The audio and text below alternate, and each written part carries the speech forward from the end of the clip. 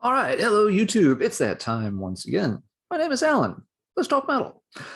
Tonight we're going to do a little heavy metal history and dig into that kind of critical time that really fascinates me of the late 1970s and the early 1980s, where you go through this transition from the heavy metal music of the 1970s, stuff that people tend to call hard rock or classic rock now, the Black Sabbath and Led Zeppelins and Deep Purples of the world. And you start that transition into the heavy metal of the 1980s, kind of the birth of a more modern heavy metal monster. This, of course, has a lot to do with the new wave of British heavy metal, which is a genre that I'm really interested in, love a lot, and really fascinates me.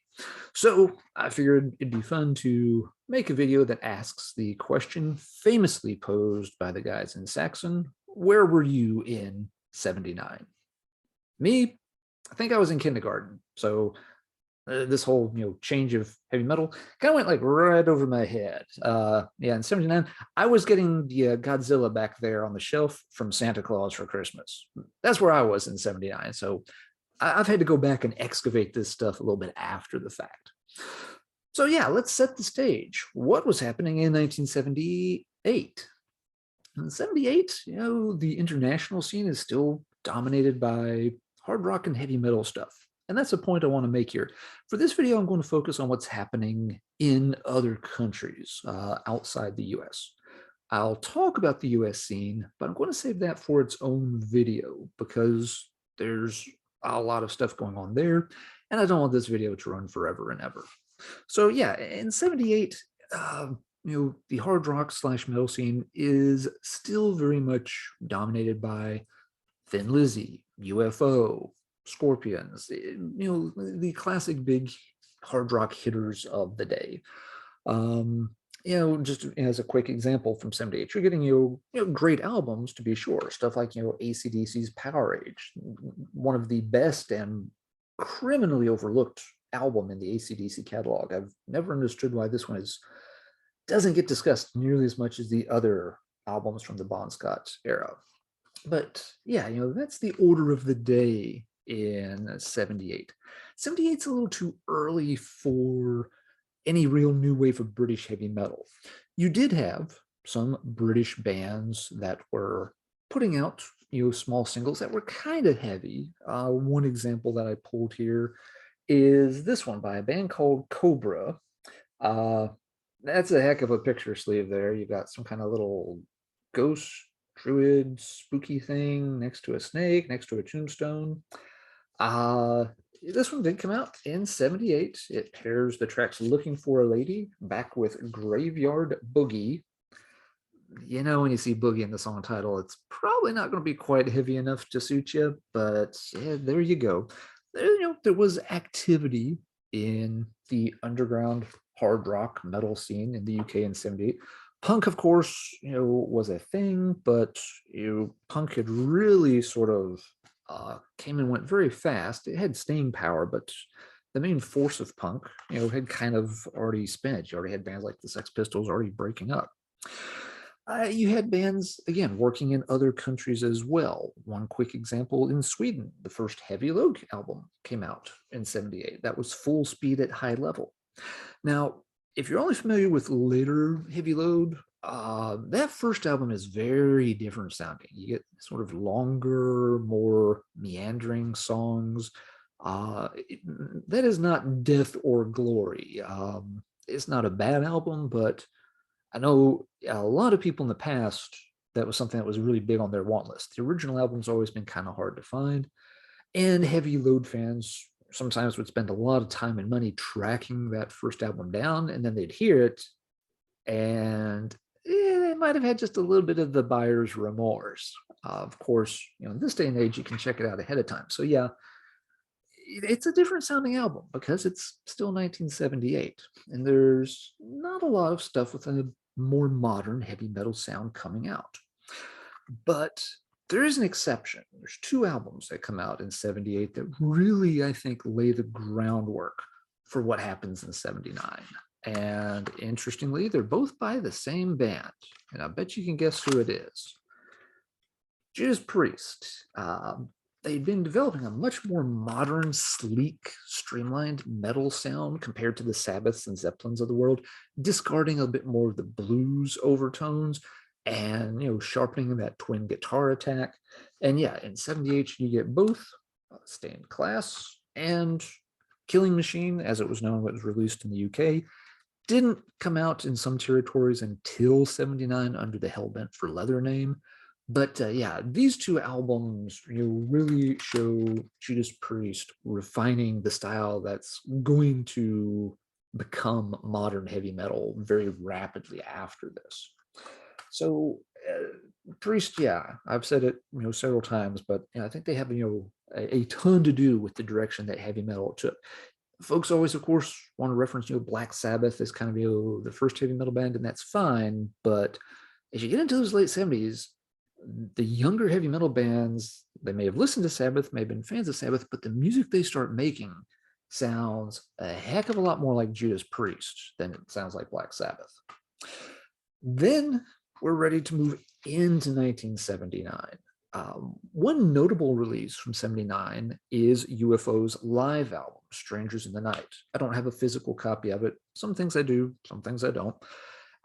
Fantastic live album. It's widely regarded as one of the best live hard rock or heavy metal albums ever made. And I mention it because I think it also kind of represents the end of an era to some degree. That those bands that were still very important in years like 77 and 78, their time has come to an end. After this, UFO, of course, has lineup changes. They never really recapture their former glory in the 1980s. They make some good records moving forward, of course, but they become very much more of a rock band. They're not a driving force for folks that are into the heaviest stuff available. Deep Purple has already gone extinct. Black Sabbath has wrapped things up with Never Say Die, and they're not on the radar at this time. Led Zeppelin, is on their last legs and about to call it a day. So Strangers in the Night, in a way, it really does feel like a final send-off to the 1970s style of heavy metal. And in its place, you start to see more of a modern heavy metal sound coming together.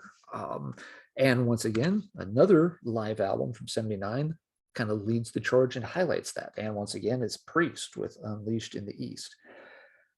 You compare this to the material on Strangers in the Night. They're both great live albums. They're both classics. But one of them shows you heavy metal's past, and one of them shows you heavy metal's future. And no doubt about there's a change in the wind going on there. Other things start to come out in 79 too. It's not just Judas Priest at this point. A different band puts out 2 albums that year that will also have a huge impact on heavy metal in the future. And it's, of course, Motorhead. You have Overkill and Bomber get released in the same year. It's always so crazy these days to think that it wasn't unusual for bands to put out an album every year or even 2 in a year at that time frame. Nowadays you're lucky if a band makes an album once every 3 years. But yeah, Overkill in particular, but also Bomber does not go overlooked here. These are really helping define the direction metal's going to go into. And sure, lots of people don't call Motorhead metal. They've always kind of been their own thing, but they have an enormous impact on heavy metal. There's no disregarding that. So yeah, the dam is beginning to burst, as the song goes, and you're seeing more things come out. Other bands are on the move. Iron Maiden doesn't get their first album out until 1980, but the Soundhouse Tapes 7-inch does come out in 79. That one, no, I do not own a copy of it. There's a bunch of pressings and a bunch of bootlegs. If you ever try to track that down, be very careful and know what you are buying, because it's very easy. I've known some folks that have bought something thinking it was a first pressing. Then we look at it and say, I'm sorry, but that is not a first pressing. And womp womp, not good. But other bands are moving too. Def Leppard gets their original 7-inch out at this time. And no, I don't own that one either. Def Leppard, of course, would rapidly get signed to a big label and start changing their sound and quickly drift away from new wave of British heavy metal. But those early tracks, like the early version of Get Your Rocks Off and such, those are prime new wave of British heavy metal scorchers for sure. Some other bands that are going to make a big impact in 1980 are at the demo stage. Diamond Head and Angel Witch are both working on some demo material, but they don't quite get any vinyl product out onto the shelves at this stage, but other bands are. The first Trespass single, One of These Days, always loved this one a lot. Some places reference this as a 1980 release, others reference it as 79. I've always had it stuck in my head that it came out in 79, so I want to go with that. But yeah, Trespass was one that had some early success in the new wave of British heavy metal. Unfortunately, some lineup changes kind of slowed them down a bit. Bands like Triarchy had a little success early on with the excellent Save the Con, backed with Juliet's Tune. This one's notable because the band had a little bit of a synthesizer sound in the background. So it wasn't just, straight up denim and leather on this one, but still two really excellent tracks. Not one of the better known new wave of British heavy metal bands, but the fact that you're starting to get the Trespasses, the Triarchies, the Diamond Heads, the Iron Maidens, the Def Leppards, things are on the move here. Girl School gets their first single out. I don't own the first single on their first album, Demolition. This is a Japanese pressing of it. This wouldn't come out until 1980, but again, the band has been on the scene. They've been playing live. They get their first single out in 79. It has a good reception. Girl School was every bit as big as bands like Iron Maiden and Def Leppard and Motorhead at the time. They were a headlining big name act early in their career. Always loved early Girl School, which is why I've got a Japanese pressing of Demolition. I've got the regular pressing too. I might have a third pressing as well, maybe a fourth. I'm a sick little monkey, you know that. Leave me be. We're not going to show all the Girl School albums tonight. We'll look at Girl School variants some other time. And of course, the classic one, I don't have a physical copy to show, unfortunately, but Saxon releases their first album in 79 as well. It's the self-titled. It's a pretty short album. It runs less than half an hour, but it gets Saxon on the map. I think they have a single that comes out in support of the album too. So when you think about a lot of the classics from the new wave of British heavy metal, it's really 1980 that maybe has more of the big name LP releases, with the first Iron Maiden, the first Diamond Head, the first Angel Witch, the Metal from Others comp and such. But there's a lot happening in 79 that is really making sure that, yeah, metal has a good foothold by 79. Whereas again, in 78, it was still sort of, the hard rock of your, older, lame big brother, and you're the younger kid and you're ready and hungry for something different. It wasn't just the UK scene, though, that saw metal expanding in 79. I mentioned them before, but AC/DC really finally breaks through in a lot of international markets in 79 with the release of Highway to Hell. This is obviously one of their most beloved albums, the last one with Bon Scott on it. I'll rank AC/DC albums in some other video maybe. Well, this one's fun and I like it a lot. It's got a very different production compared to other albums. Good album, but yeah, Power Age and some of those others actually do a little bit more for me. But this is, again, a breakthrough album. It puts the band on the international map. They're becoming, international superstars. They'd had a presence in Europe well before this. They'd been on Atlantic already, but previous albums weren't always getting released in a lot of territories. Albums like Power Age, even Dirty Deeds, those didn't get a US release until in the early 1980s. The label wasn't necessarily putting them out there as, world dominating rock band. But yeah, this album does a lot to break them through. So Australia's got things going on. In 79, you also have things happening in Sweden. Silver Mountain makes their first 7-inch, which I don't have a copy of. That's always been a pretty rare one to track down. So the Swedish scene, between Heavy Load and Silver Mountain, things are happening in this time frame. Germany is not to be left out. Switching over here to another stack of records, but In 79, the first Accept album comes out. I don't have a copy of that one, just this compilation from some early stuff by Accept.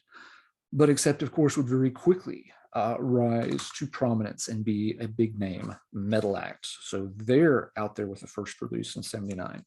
Scorpions had been around for a while, and they had been, again, part of that sort of 70s hard rock and 70s metal scene with all the classic albums with Uli John Roth on them. And 79 saw the release of Love Drive. Now, this has the more, PG friendly related graded cover. And this is kind of a transitional album. Scorpions were one of those few bands, one of those few hard rock metal bands from the 70s that made a really successful transition into the 1980s.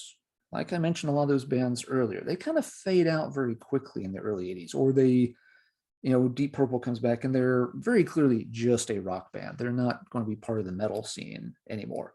But Scorpions, by transitioning into some bigger albums after this one, they upgrade their sound and they still have a very strong presence in the 80s. Love Drive's a fantastic album. It's a little overlooked in their catalog. But yeah, they're still putting out good stuff in 79 and they're working on reinventing their sound. They are going to be part of that new decade of metal. Germany had smaller things going on too. I've mentioned this band sometimes before, but yeah, The Hand of Doom with Poison Noise. The only album they made, it was a very obscure release, but just showing that, yeah, there's, lots of stuff happening on the hard rock and metal scene in Germany. I think the Gramax album had come out a year before this, so that one may have been 78 for Germany. But yeah, Germany's getting bands like Scorpions, Accept, other bands, helping to start Germany's long and proud history of being a real force for heavy metal in the 1980s. And last but not least, I wanted to mention that even Japan had some stuff going on with heavier music. The band Bow Wow deserves mention. Now, they had been going before this, and this is not a 1977 release. This is a 77 release, Signal Fire. They didn't have a new studio album in 79, but they did have like a compilation come out, a new single, I think, came out. And Bow Wow has some very solid stuff. Their better material reminds me a lot of very early Riot at times. Stuff like Rock City, for example. You get hints of that on some of these early Bow Wow albums. So maybe a little more 70s sounding at this point, but even in Japan, you've got hard and heavy music sort of building up and getting ready for more bands that would come in the 80s with Anthem, Loudness, and all of those. All right, so I believe that's everything that I wanted to highlight here. Just wanted again to take short video and do a snapshot of why 79 was such an important year for that transition in heavy metal, kind of away from the old guard. Nothing wrong with the old guard. They're classics. They're known and loved by tons of people to this day. But yeah, the albums that were coming out in 79, the new bands that are showing up and taking their first step and putting their first product on the market, they really are ushering in that new era. They're the vanguard that leads us into the new wave of British heavy metal explosion that goes full force in 1980 and helps lay the groundwork for things that would happen in Los Angeles in the early 80s and 81 and 82, in Germany, and of course, all around the world.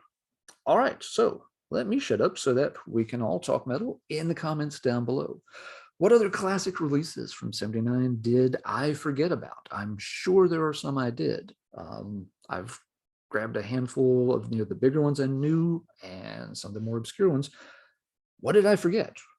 There may be ones that I haven't even heard of. Leave a comment down below and let's talk a little bit more. Let me know, where were you in 79? Were you already a headbanger through and through? Were you still playing with Godzilla and Godzuki toys like yours truly? Were you somewhere in between? Where were you in 79? All right, that's going to do it for this time. Again, I'll come back and talk about what was happening in the US scene in 79, but we're going to save that for another time. So until then, everybody take care. And as always, keep banging your heads.